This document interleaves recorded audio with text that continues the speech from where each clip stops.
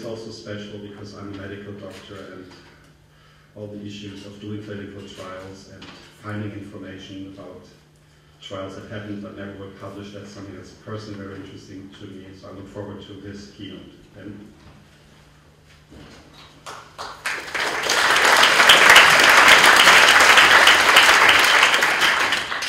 thanks. There's a choose your own component to this morning. When I said I was speaking here to Ed Yong, he said, oh, I assumed you were going to do your usual crap book talk, which is why I didn't come to the Royal Institution. But when I spoke to the people who were organising it, they had this sort of big elaborate plan, something very complicated that I would talk about, involving kind of data structures and content and how to pull things together and the implications for communication and policy. So, in all sincerity, which would you rather hear? Do you want the normal book talk? Do you want the really chaotic and disorganised ramble? Yeah. Fair enough. Okay. Look, I think that there's something really interesting that's happened over the last 5 years, which is that some people have come to realise that data is incredibly important and exciting and interesting in a thing as itself. And the world kind of is dividing into people who understand that when you pull lots of individual pieces of information together in one place and make them searchable and processable so that you can extract patterns from them, that something qualitatively new emerges from that information. And what I find interesting is that's something that we do in individual studies in science. In order to write a paper, we have to identify patterns in the individual bits of data that we've collected. There's a horrible bit of feedback after everything I say. Can you hear that? Yes. Is that causing you alarm and distress? Yes. Ah. Apparently it was going from my ears to my mouth, so I just had to disconnect that. I think the world is basically kind of dividing into people who get that and people who don't. So, I spent a lot of time on trains, and I was on a train to Edinburgh about a year ago, and there was this woman talking in the carriage extremely loudly on her mobile phone. Now, she had a very rare surname. I won't say what it was, but it began with a ZB, so that you work out what country she's from. And she was talking at great length, very loudly, very intrusively, and giving away an enormous amount of personal, private information. She was talking about how she was leaving her job doing point of sale at Marks and Spencer's and how she was going to move somewhere else. She was talking about how she was going to take some of her contacts, which isn't full-scale industrial espionage, but it's kind of quite uncool. She was talking about how one of her great regrets of her current post was that she hadn't snogged her boss. And this was all like, at the same time as disclosing this quite dangerous information, she was also really pissing us off, okay? Also, beyond that, right, she said she had a house that she was renting out to some students, and we heard the phone call, the four of us in the country, we heard the phone call where she was being really unhelpful about replacing their broken washing machine, and also talking to her husband about how they had a dishonest owner-occupier mortgage on what was obviously a buy-to-let property, right? So this person was giving away a stupid amount of information to the four people in the carriage.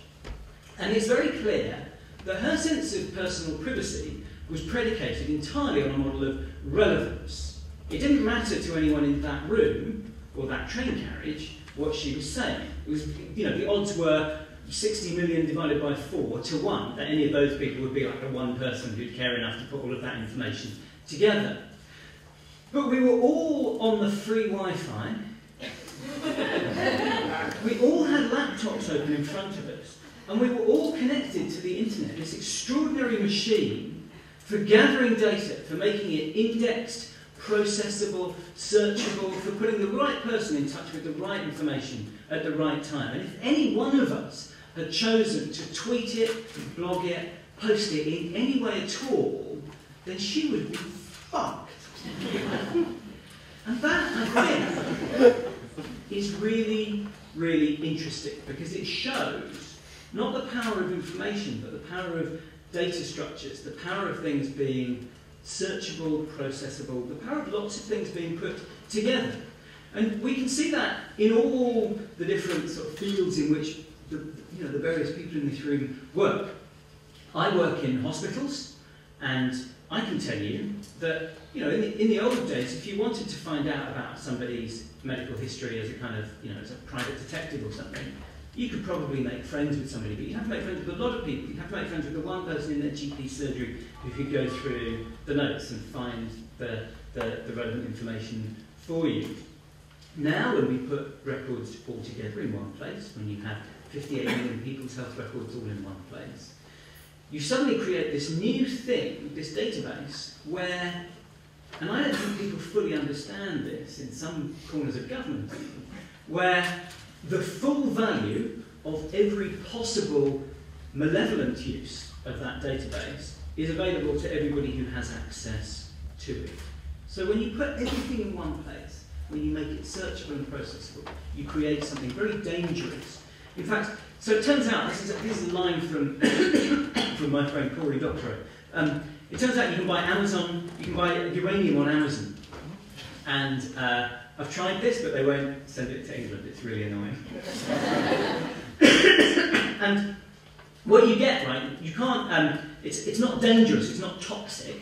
You couldn't do anything very exciting with it, because it's just a couple of molecules of uranium, and a bit of water. It's for element collectors, right? But if you put all of these uranium atoms together in one place, you produce something that's not just slightly different, it's completely different, it's qualitatively different.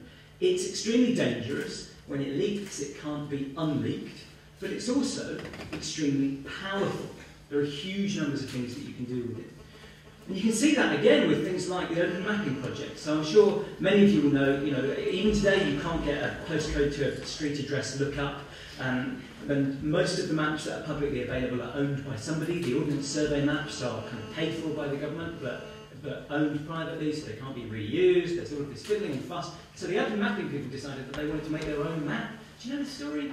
Maybe. No. Wow. It's not what you saw a phone roll. No. Oh, yes. What's it? Are you sure? No. Okay. If I put it on...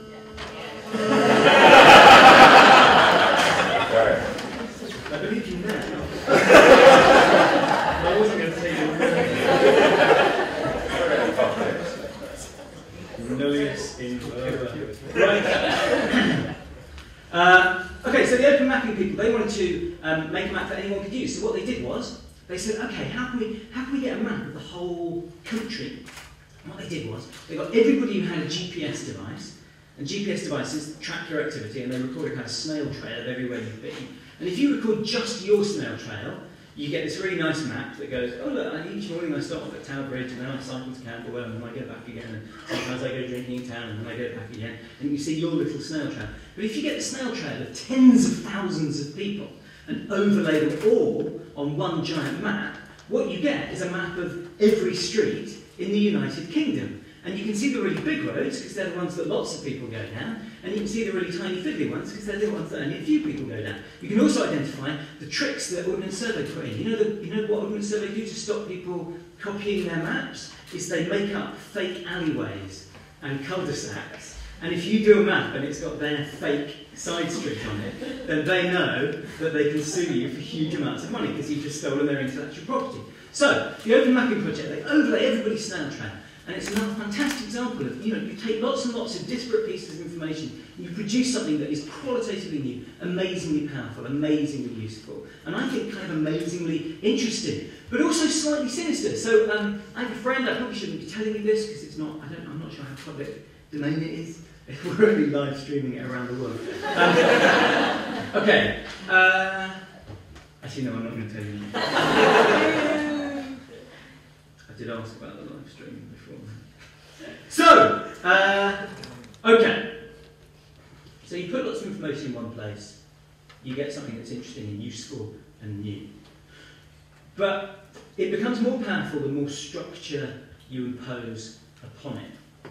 And I think the really exciting stuff that's about to happen next, in terms of data and science and policy and communication for individual studies. And the thing that's really interesting is what you do with lots and lots of individual studies, but the exciting stuff that we're doing for individual studies right now is learning ways of slightly twisting and distorting what happens in the world in order to make the data more useful. Okay? So if you think about what happens in policy, in government or in medical records, we do a lot of observational research. We just sit there and we look at the existing administrative data. We look at electronic health records. We look at the data that comes in from schools, from job centres, and we monitor that, and then we try and see patterns. And sometimes we're seeing faces in the clouds, and sometimes we're seeing genuine patterns. And with medicine, we can often be hugely, heinously, hideously misled. So, for example, so for a long time we thought HRT was really good for you, and it seemed like a really good idea to have HRT long term. But then it turned out, even when you tried to correct for all of these other extraneous variables, these other differences between women who got long-term HRT and women who didn't, it looked like people who got HRT lived longer, healthier lives. But then when we finally got around to doing a randomised trial on that, we saw that actually HRT was killing people. And we didn't know that because we hadn't done a proper randomised controlled trial. So just observing information isn't enough. And we've sort of learned that in medicine to a greater or lesser extent. People are still sometimes stupidly reluctant to do randomised trials in medicine because they say, quite incorrectly, quite dangerously, quite unethically, well, we can't deprive some people of one intervention because we all believe it to be effective, even though often we turn out to be completely wrong. You know the story of steroids and head injuries? So Ian Roberts, who's one of my bosses at London School of Hygiene, he ran this thing called the CRASH trial. And the CRASH trial was on steroids and head injury. People were very reluctant to do trials in A&E, right? There's this weird thing in medicine where everyone's got this huge sense of urgency in the moment. Okay, somebody's exsanguinating in front of you, they're dying, you can hear their relatives crying on the other side of the curtain. It's incredibly traumatic, it's very frightening the first few times it happens until you become hardened and horrible, okay? And you're managing this and everyone's panicking, okay? And I've always found it weird that if you take a step away from that and start to think about the world of sort of data and evidence and forest plots, all of that stuff relates very immediately to the real world of flesh and blood and pain and death and relatives crying on the other side of the curtain. But people somehow lose their sense of urgency. They lose their sense of the need to think clearly. And this happened very strongly in the case of steroids. So for a long time, people were giving steroids, not everyone, but lots of people were giving steroids to everyone who had a head injury who came into A&E. And the reasoning was, when you have a head injury, your brain swells up, and your skull is a fixed-size box with some spiky bits on the bottom. So if your brain starts to swell up in a fixed-size box with some spiky bits on the bottom, then it gets crushed, and that's how people get traumatic brain injury after a head injury that causes swelling. But steroids reduce swelling, that's why we inject it in your knee and all that sort of stuff. So why don't we give everybody who's had a head injury steroids? That will reduce the swelling, and then they're less likely to die. And everybody thought, okay, well, that's a great idea. Well, not everybody, about, sort of roughly half, depending on which part of the country, which part of the world. Some doctors did it, some doctors didn't. And Ian Roberts said, well, we need to do a randomised control trial of this, because we don't know if this stuff works or not. It might be a waste of money, it might do more harm than good. And for years and years and years, ethics committees said, no, what you're doing is unethical and wrong because you're depriving people of an effective intervention. And secondly, how are you going to get informed consent of these patients? Because they've had a head injury, they're unconscious in A&E, and you can't get hold of their parents, and you have to do it quickly. So what do this is impossible. You can't do a trial. So you're in this bizarre situation where you're going, on the one hand, everybody's running around panicking, trying to make sure that they do the right thing to save somebody's life. But on the other hand, everybody's refusing to run around and do the right thing and work out that we can save hundreds or thousands of lives, working out what we're doing does harm or does good. And finally, when he got to do the trial, it turned out that the people who got steroids were more likely to die. So we've been killing people. And we haven't just been killing people through the idiocy of giving them a stupid treatment, we've been killing people through the idiocy of not finding out, of not being humble enough to say we don't know, but also of not being organised enough to recognise the value of imposing structure on this observational data, of introducing one tiny tweak, which is to randomly assign people to one intervention or another, so that the two groups getting each intervention are completely comparable, so that we can find out what works and what doesn't work. And we can do exactly the same thing, firstly, in policy. So I don't know if you saw, but a couple of months ago, with a few colleagues, I did a paper with the Cabinet Office called Test, Learn, Adapt. And this was about doing more randomised controlled trials in government. Now, this has been something that lots of people have shouted about for a very long time. It makes absolutely no sense that people come along and they say, oh, I've got this fantastic policy, its objectives are X and Y, and my intervention is this, and it's going to achieve those stated objectives. And if you say, well, can we measure that properly? At best, people go, oh yeah, we'll run some pilots and we'll see. Now, there's a problem with pilots, and it should be obvious to all of you. If you've got some amazing back-to-work programme that you're hoping is going to get people off the dole, then if you run pilots, what's going to happen is the best job centres in the country, the most ambitious, the most organised, the most competent, are going to go, yeah, we'll do a pilot, they'll get their shit together, they'll run the pilot, they will get people back to work faster, but you won't know if that's because their clients are weirdly good, their workers are weirdly good, or because there's something changed in the background economic situation of the country, which means that unemployment happened to drop or happened to fall just after you implemented your pilot. The only way to find out if that pilot has actually, if that new policy has actually achieved its stated outcome, which is to get people off the dole, is to get a whole bunch of places which could be your pilot centres and get some of them to go early and some of them to go late, and then look at the rates of employment in those two. And when I say some to go early and some to go late, I say that with like grit, determination, and the experience of having to persuade a lot of civil servants and politicians that this is okay, right? Because randomised trials, they're never about depriving people of effective interventions, and they don't even have to be about depriving people of your fantastic new thing. Because it doesn't have to be, I randomly assign you to either get my brilliant new back-to-work scheme or not. It can be, well, we know it's going to take a long time to roll it out to the whole country, so we'll randomly assign who goes early and who goes late. And then we'll just look. It's called a stepped wedge design. We'll look and see. Also, the thing that people always forget is, like, you're very rarely giving something brilliant or something shit. Because if you're giving something brilliant or something rubbish, then you wouldn't be doing the trial in the first place. What you're usually doing is you're comparing two things which are both supposed to be quite good. So nobody's really missing out. So, you can do randomised trials in policy by introducing these tiny extra little, just tiny little modifications of reality, because you're randomly assigning people to one intervention or another, that mean that your data is infinitely more valuable. And it doesn't have to be expensive. And this is the other really key thing. So the real action, I think, in doing kind of research and interesting work with data is that you exploit existing data sets. You harness their power because you want to make very valuable information, but you want to make the cost of information as low as possible. Because actually, one of the great disturbing things, so somebody has to remember where we were, we were going to talk about databases in government. Can you remember that? Genuinely. Do you speak English? Yes. Oh, God, what was the distraction? Oh, fuck it. No, this started too early, I'm really sorry. Yes! Okay, so the thing that you really start to realise with medicine, but also with policy, and also now I started getting involved in people doing trials in a business setting as well, the thing that humble people really genuinely recognise is that most things that you try don't work.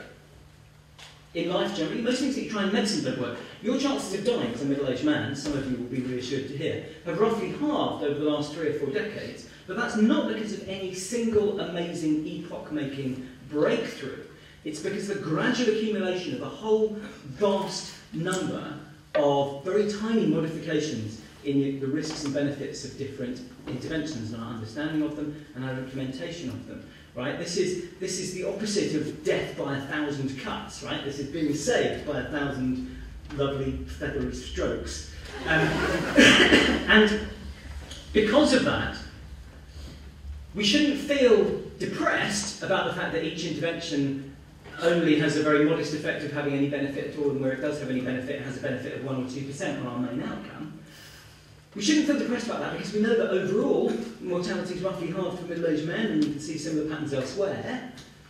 What we should do is reduce the cost of information so that it's very, very cheap and efficient and easy to pull together, to identify all of these small 2% benefits, and to allow us to be constantly in a cycle of testing and learning and changing our behaviour and improving outcomes. And that's extremely relevant for databases, thank you, because so when you try and talk to people about getting trials going in government, they get very anxious because they think, oh my God, you're going to take my minister's fantastic idea that he's really wedded to. It's always he at the moment, but I might have said he or she in another era. You're going to take the thing that my minister's really wedded to, and you're going to test it, and they're not going to like that at all because they really love this. But actually, no. I think we should be doing trials on the small, modest things that nobody really cares about, partly to evangelise for the message, but also partly because elegant research design, as anybody who's a working scientist in the room will know, is about identifying things which are possible to do. Right? You have to think of a question that's relevant, but you also have to think of something that's answerable. Because anyone could answer a whole bunch of really exciting, interesting questions. If you gave me £3 billion, right, there's a whole bunch of fantastic research I could do. But the elegance in study design is, you've given me £20,000, and I'm still going to find you an interesting pattern about something that works or doesn't work.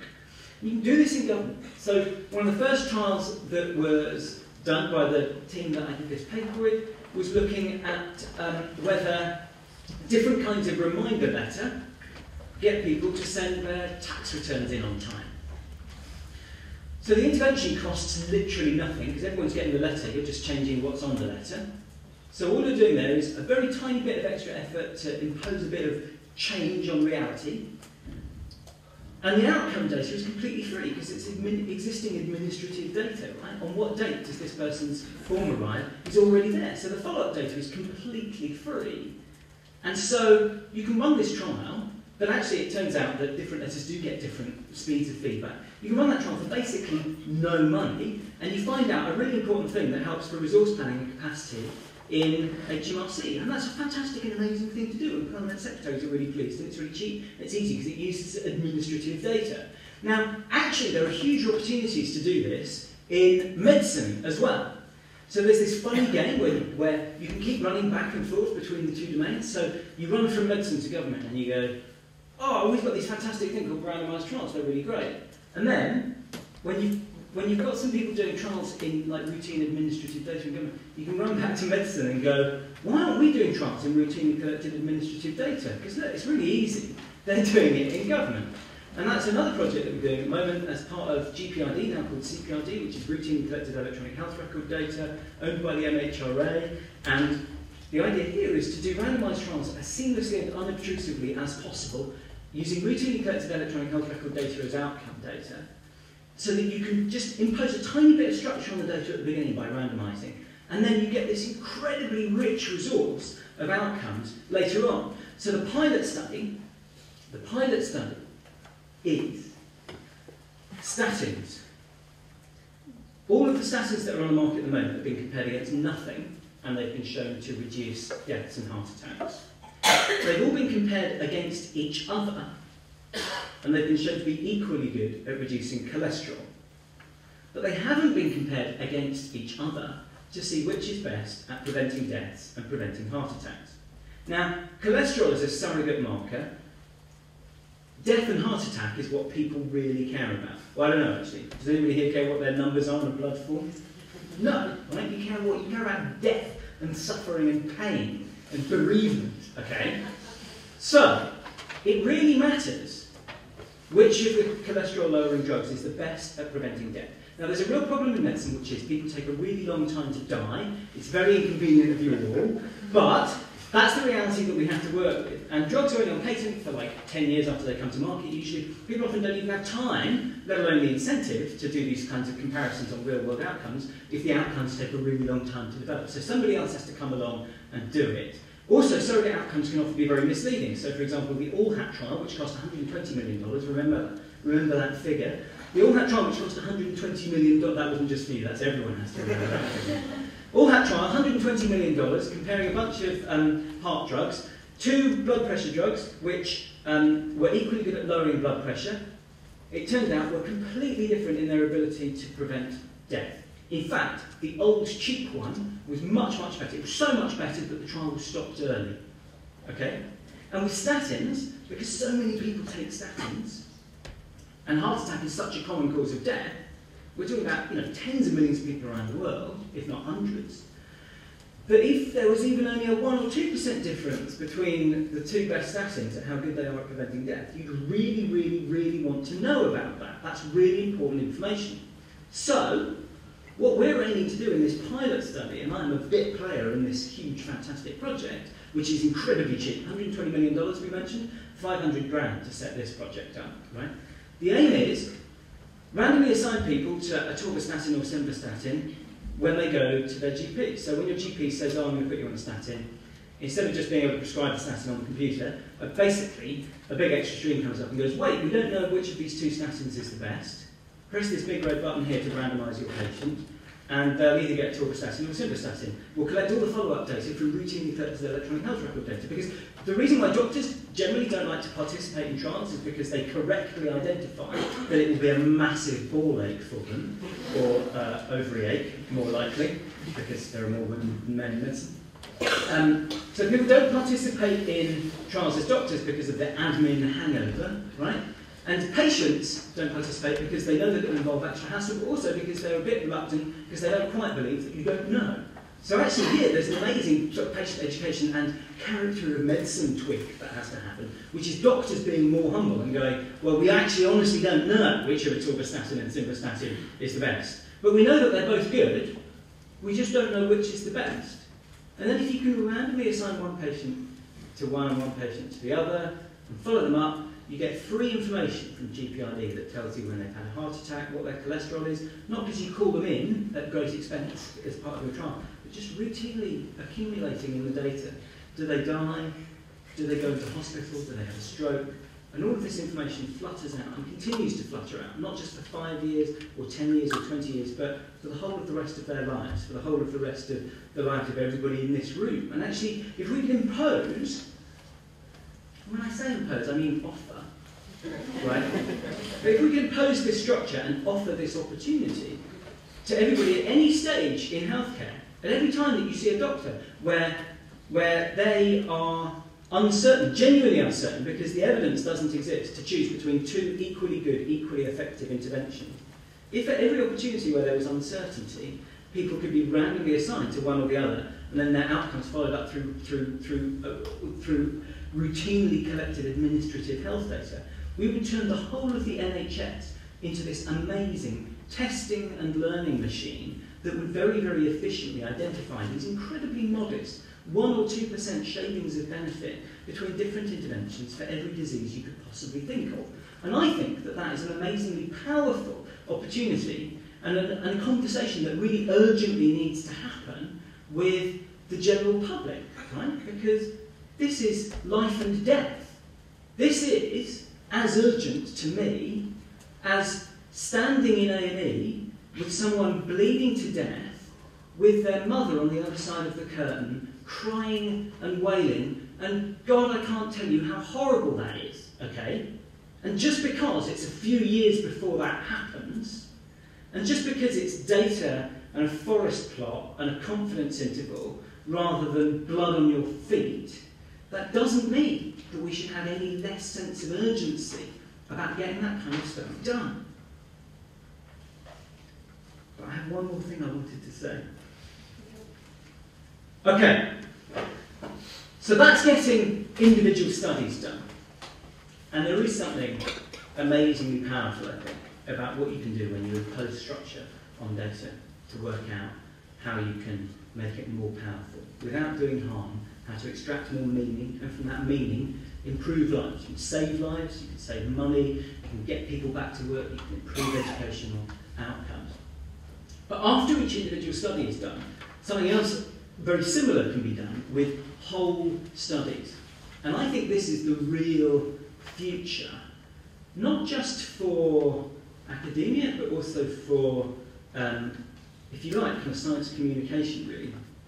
Because I think, so last night I was marking, I was grading, I don't know, judging Judging sounds harsh. Me and Simon Singh had a conversation in Pizza Express. Simon Singh only eats in Pizza Express. If any of you ever had a meeting with Simon Singh? Was it in Pizza Express? It was, wasn't it? Simon Singh. Maybe he's one of those kids who only ate Marmite sandwiches. Anyway, me and Simon Singh were having a chat in Pizza Express, and we were really annoyed that it seems perverse to me that the Royal Society has a book prize of thousands of pounds worth of cheques that they give away and all of this grandeur, but also all of this like embiggening to the people who've written these books. And I've been on the list, so I'm guilty of sucking on their bountiful teat. But it's extraordinary to me that they give all of these prizes, this money, this kudos to all of these people who've written books. And in the world of publishing, we already have incentives, right? You get paid to write a book, not very much, like 70p a copy, but I don't want you to feel sorry for me. But you do get paid, you do get advances, you do get, you get whatever. But for bloggers, there's nothing. And that seems perverse to me because, bloggers, for the most part, are they're working people who give up their time for nothing through passion, and they're paid in approval, really, or excitement, or new ideas. They're paid in, hey, I really like that. Have you checked out this? Have you thought of this new way of seeing this argument? Have you seen this paper? Oh, I saw that you wrote on that. Oh, thanks for writing about my paper. You'll be pleased to hear that we changed what we did for the next study, right? That's how bloggers are paid. And so it seemed perverse to us that there was no Royal Society Bloggers Prize, especially actually, I don't want to be mean about authors, but in general, most books sell about 1,000 or 2,000 copies. And Vaughan from Mindtax gets about 150,000 unique visitors a week, right? And yeah, that's not unusual. Ed, what do you get? Is that proprietary data? I get 500,000 views this month. Right, okay, so Ed Young, and he is like, he's royalty, right? But Ed Young gets 500,000 views. Right? This reach is beyond this is like intergalactic space travel compared to the reach of these books that the Royal Society are warmly approving in the big tweed room. It's nice and big tweed, but that's entirely tweed cordial environment. So they're lovely people. I don't think you should cancel the book prize, right? I think you should have a Science Bloggers Prize at the Royal Society. It seems deranged and insane to me that you don't. But, judging this prize last night, the thing that was really striking was there's so much good writing out there. And there's so much that I've never come across. And actually what I think we need really is fewer interventions to try and increase the quantity of content and more data structures to help people find the stuff that's good, to help synthesize the blogging work that we have, to produce, whether it's a Reddit, whether it's individual recommendations, but to produce some kind of curation that gets people to find the good stuff and avoid wasting time on the crud. And I say the same about individual trials, because I think if you put me in charge of the Medical Research Council budget for the next year, and this is to reassure you very unlikely to happen, but if you did, I would cancel every single piece of primary research that they are funding. And for 1 year, I would spend every single penny that we have on improving our methods for synthesizing and summarizing information, and then for disseminating it and getting it to the right person at the right time, getting it to the right doctor at the right time. We're about to launch with the Open Data Institute a project which came out of a chat between me and Carl Reynolds, who does NHS Hack Day, where we have identified in the prescribing data waste of at least £30 million a month, right? Just from struggling all this data together, and one of the main reasons why this source of waste has come about, and in about 3 weeks' time, you'll be able to see the lovely graphs that demonstrate this, right? Most of this waste, I suspect, has come about because we are very, very bad in medicine at getting the right information to the right person at the right time, at disseminating and implementing evidence. And actually, the pharmaceutical industry spends more on on doctors continuing medical education than the state does by orders and orders of magnitude, right? So on the one hand, you have obviously biased dissemination from them, and anybody who pretends that that's like lovely, white-hearted educational activity that they're funding is obviously an idiot, right? The public don't believe that. You know, the industry can pretend that, and some senior doctors who want to suck on that teat can pretend that. But we know that's biased. Does anybody think that's not biased dissemination? No. Does anybody think it is biased dissemination? Yeah. Okay, fine. So there we go. There's lots of evidence on this in this book that I've not talked about today, which is called Bad Pharma. It's great. It's full of this stuff. Anyway, it is. So, imposing structures on individual pieces of work, on whole studies, on whole blog posts, I think is where the action is what will improve and save lives, but it's also what will generate new hypotheses, it's what will generate new insights by monitoring the use of online papers like Martin Fenner does. We can now see how things land, how they get exploited once they're out there, or possibly how they get ignored. We can see from work like that of Stuart Greenberg in the BMJ looking at citation patterns, we can see how sometimes an entire academic community focus all of their attention on the papers which flatter somebody's hypothesis and ignore all of the papers which go against it. So this is the dawn, genuinely, of a new age. This is the beginning of people understanding the value of information and the power of data, but also the way that you can introduce very tiny chinks in the way that reality works that makes that data infinitely more powerful. And you can deploy that to improve communication, to improve policy. And I don't say that because I'm trying to fit into the blue. I mean, you should never try and do that at any point, the themes, right? But it really does, okay? It really, really does. And the fact that in this room there are competent coders and competent speakers and competent manipulators, which is, I mean, policy people, really. You know, the conversations that you are about to have are extremely important. Thank you very much.